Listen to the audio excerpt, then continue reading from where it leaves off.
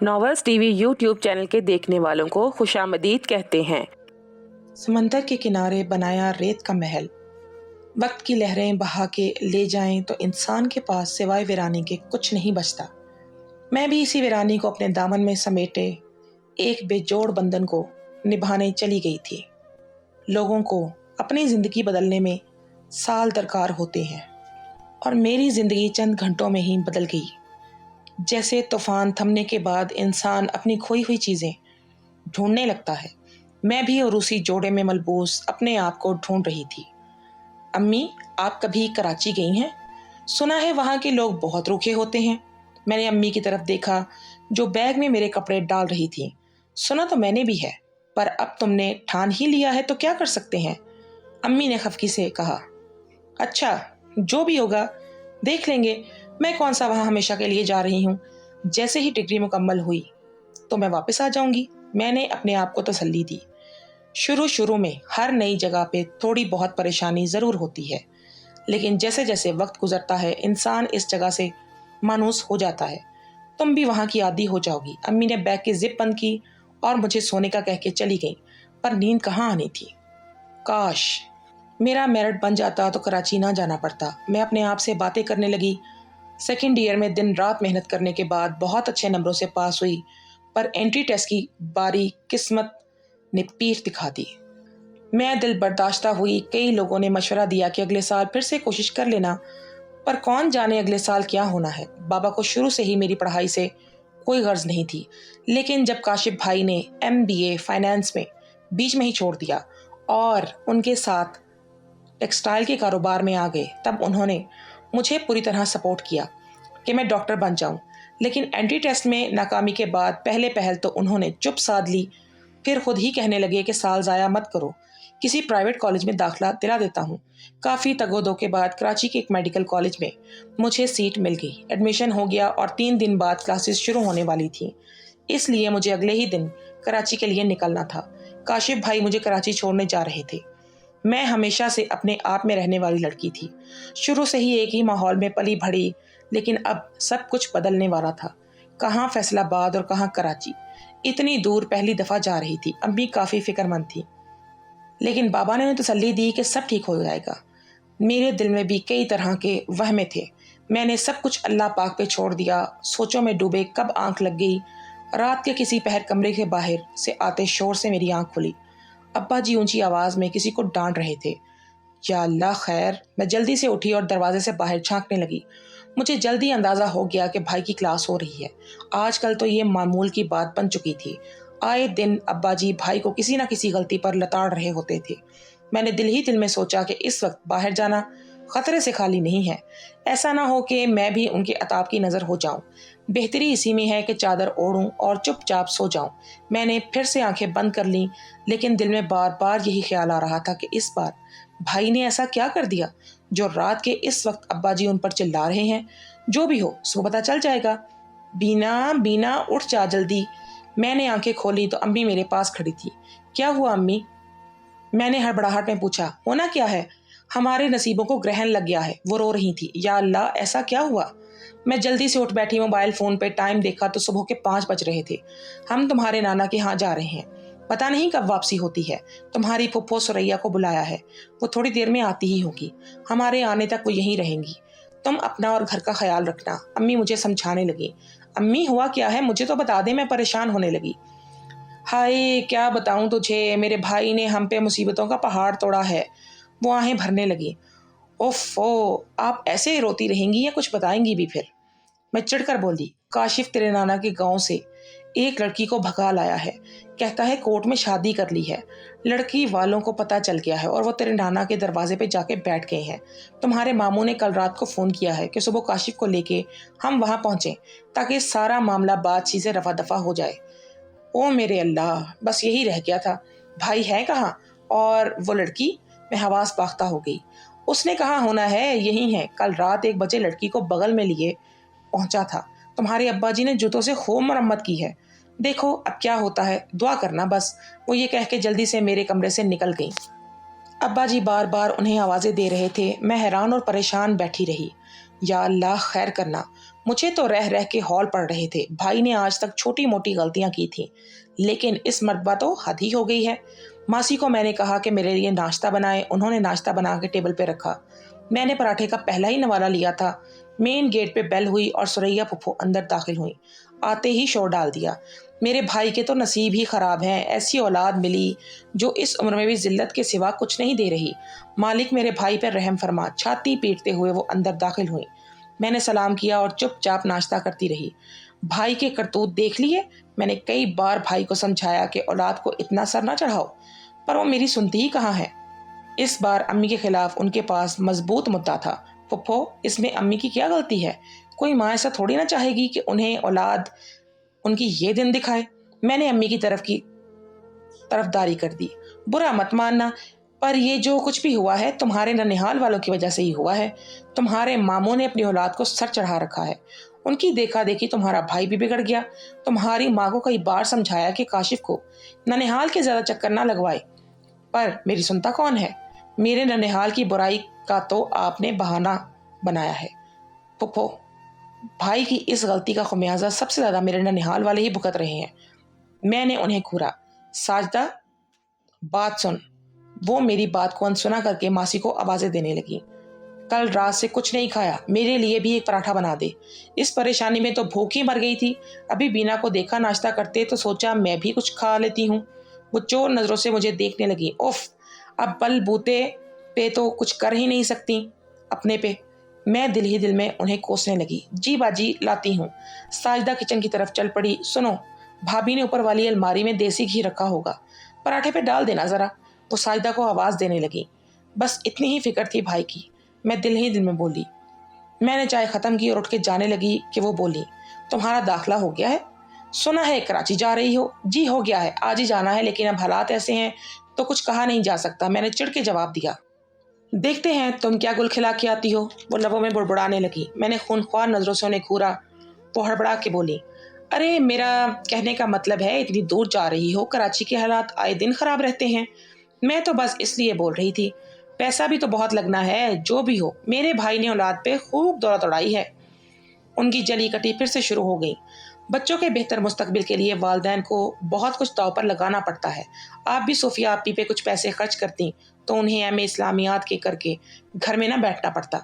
वो फुफ्फो थी तो मैं भतीजी, हिसाब बराबर कर दिया। अच्छा, देखते हैं तुम कब डॉक्टर बन के आती हो। वो तेवड़ी चढ़ा के बोली। मैं उठकर अपने कमरे में आ गई। 2 बज गए थे, लेकिन अभी तक अम्मी का फ़ोन नहीं आया। मेरी परेशानी में इजाफा हुआ। मैंने खुद ही अम्मी का नंबर डायल किया। बेल जाने लगी, पर उन्होंने फ़ोन नहीं उठाया। मुझे घबराहट हो रही थी। मैंने उठ के टीवी लाउंज में आना ज़रूरी समझा। वहाँ पे पहले से ही फुफ्फो विराजमान थी। मैंने सोचा कि उनके साथ बैठना बिला वजह की बहस मोल लेना है। बेहतर है मैं इनसे दूर ही रहूं। मैं किचन की तरफ बढ़ गई ताकि साजिदा से कहूं कि 1 कप चाय बना दे। फुफ्फो की नज़र मुझ पर ही पड़ गई। बेटा, बीना, बात सुनो। वो मुझे आवाज़ देने लगी तो मैं दांत पीस के रह गई। जी फुफ्फो आई। चारों न चार मुझे उनके पास जाना ही पड़ा। जी बोलें। मैं पास जाके खड़ी हो गई। बात हुई तुम्हारी? कोई खैर खबर? जूस का गिलास मेज पे रखते हुए वो बोली। नहीं हुई फुफ्फो, आप अपने भाई को फ़ोन करके खैर खैरियत पूछ लेती। मैंने उन्हें टोंट किया। अरे भैया वहाँ मर्दों के बीच बैठे होंगे, अल्लाह जाने क्या बात चल रही होगी। मैं ऐसे बीच में फ़ोन करना शुरू कर दूँ? ना भाई ना। उन्होंने पहली बार कोई ढंग का काम किया था। मेरे फ़ोन की बेल बजने लगी। मैंने देखा तो अम्मी के नंबर से कॉल आ रही थी। मैंने दिल ही दिल में शुक्र अदा किया। किसका फ़ोन है? फ़ोन अटेंड करने से पहले फुफ्फो के सवाल जवाब शुरू हो गए। अम्मी का। मैंने तनक के जवाब दिया और कॉल अटेंड की। हेलो अम्मी, मेरी बात करवाओ, मैं पूछती हूँ भाभी से। फुफ्फो मेरी तरफ लपकी। मैंने उन्हें रुकने का इशारा किया। अम्मी क्या हुआ? मैं कब से आपके फ़ोन का इंतज़ार कर रही थी, मैंने परेशानी में पूछा। अरे बेटा बीना, होना क्या है, तुम्हारे नाना और बाबा सर जोड़ के बैठे हैं। उन लोगों को भी बुलवाया है, बड़े असर रसूख वाले लोग हैं। तुम्हारे नाना ने यहाँ के MNA से दरख्वास्त की है कि ये मामला रफा दफा करवा दें। उसने 6 बजे का टाइम दिया है। अब देखो क्या होता है। तुम्हारे भाई ने कहीं का नहीं छोड़ा हमें। वो रोने लग गई। अच्छा आप रोए मत, अल्लाह सब ठीक कर देंगे। ये बताएं कि वो लड़की कहाँ है, वापस भिजवा दिया? मैंने पूछा।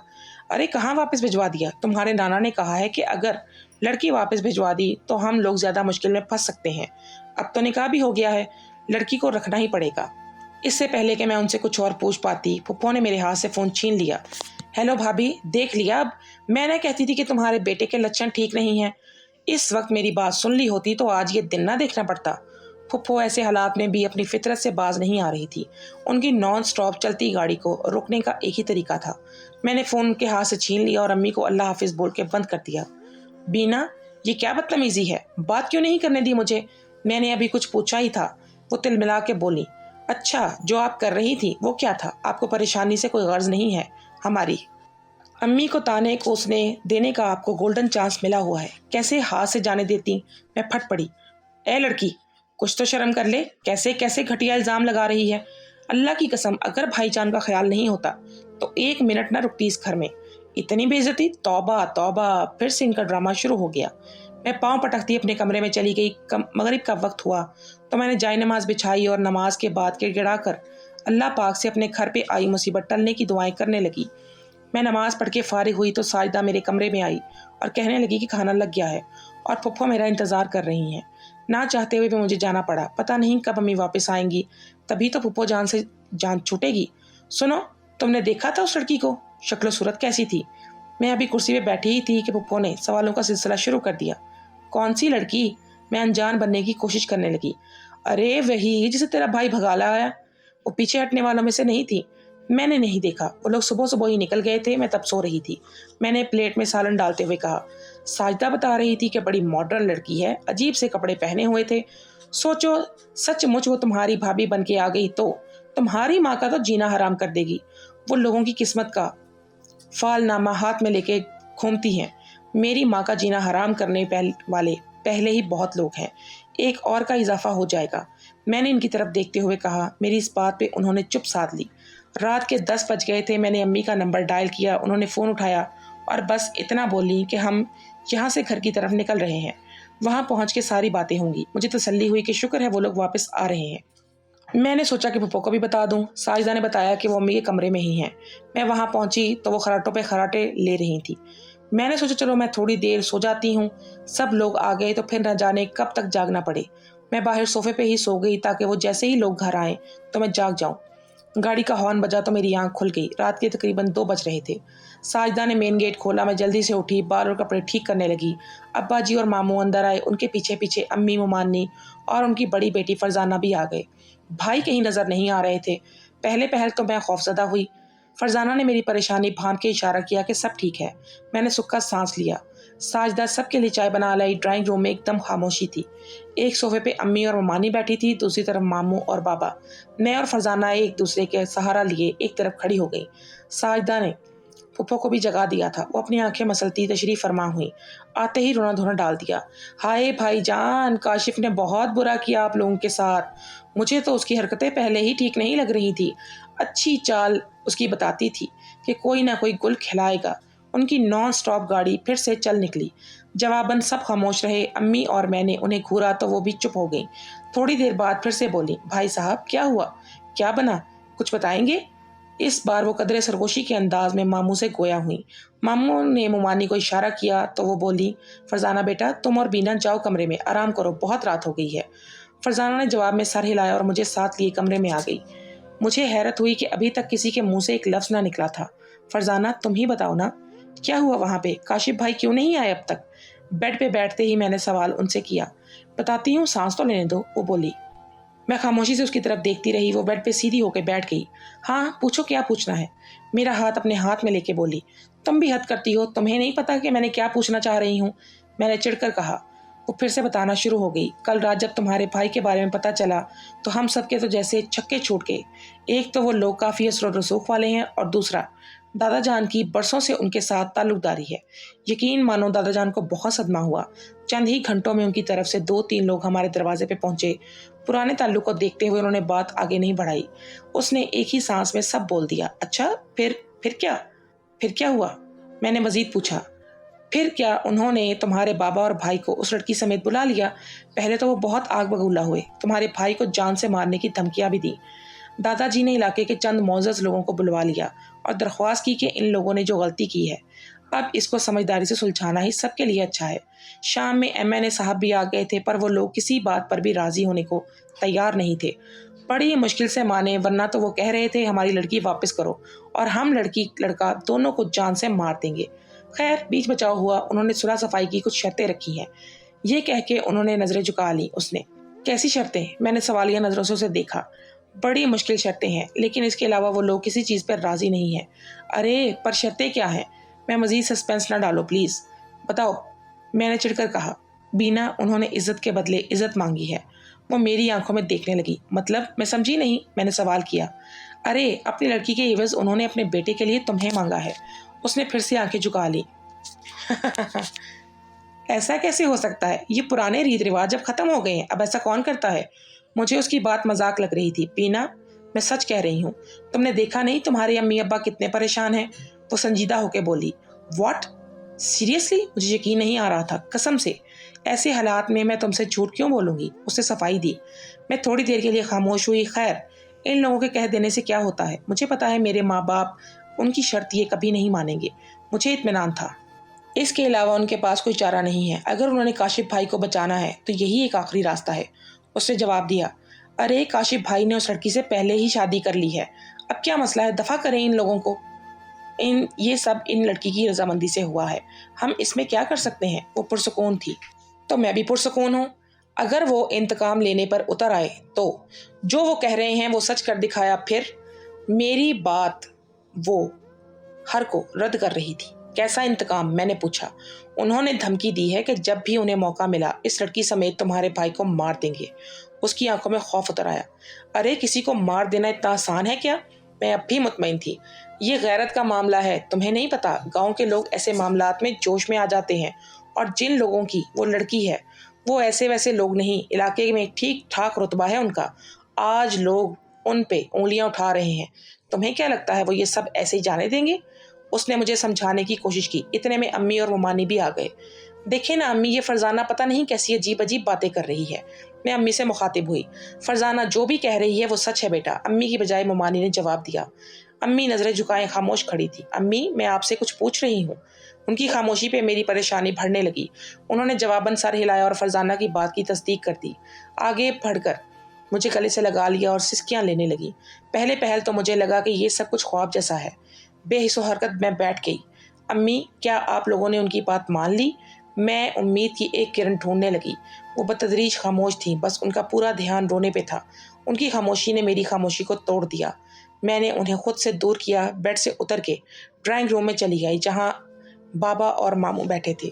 بابا، یہ لوگ کیا کہہ رہے ہیں؟ آپ ایسا کیسے کر سکتے ہیں میرے ساتھ؟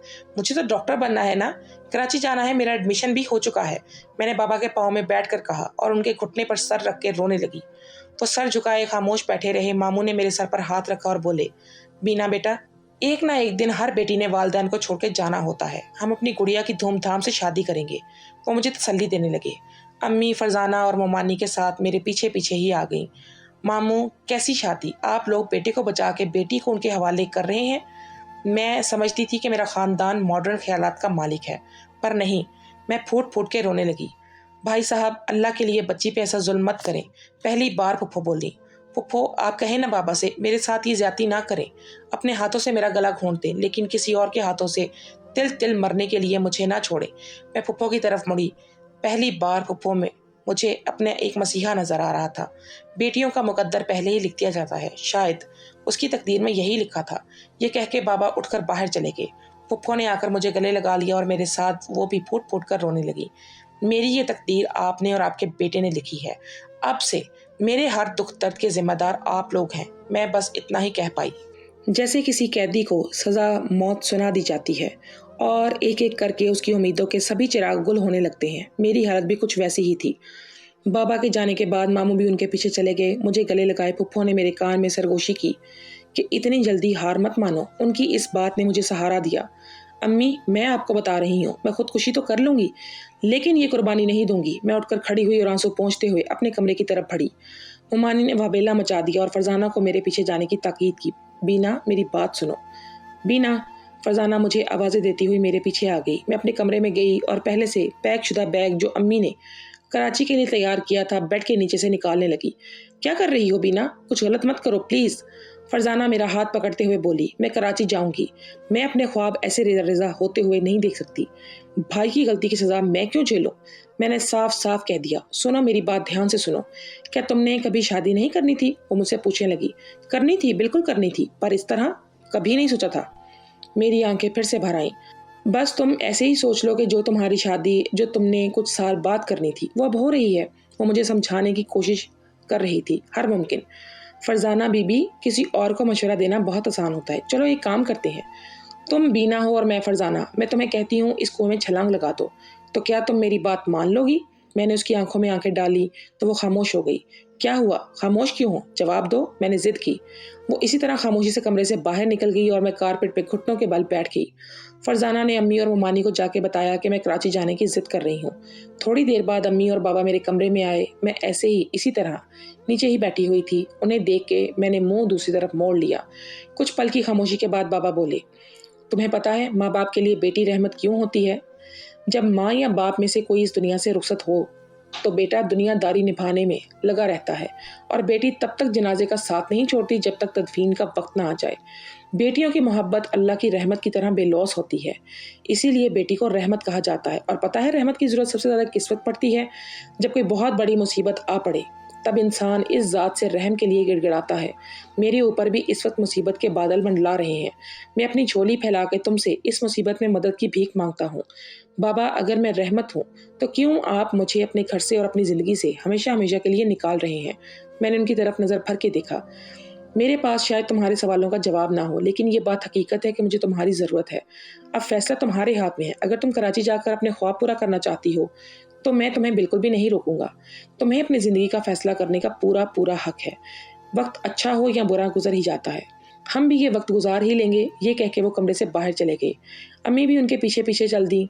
फजर की अजान हुई। मैंने वज़ू किया और नमाज पढ़ी। सरबत सजूद होकर मैंने अपनी इस ज़ात से एक ही इत्तदा की कि ए पालने वाले अल्लाह, मुझे सीधा रास्ता दिखा। नमाज के बाद मैं कमरे से बाहर आई।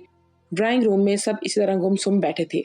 मैं बाबा के पास जाकर खड़ी हुई। मैं तैयार हूँ, आप जैसा कहेंगे वैसा ही करूँगी मैं, लेकिन मेरी एक शर्त है। सब ने चौंक कर मेरी तरफ देखा। कौन सी शर्त? बताओ। हम तुम्हारी हर शर्त मानने को तैयार हैं, अम्मी ने जवाब।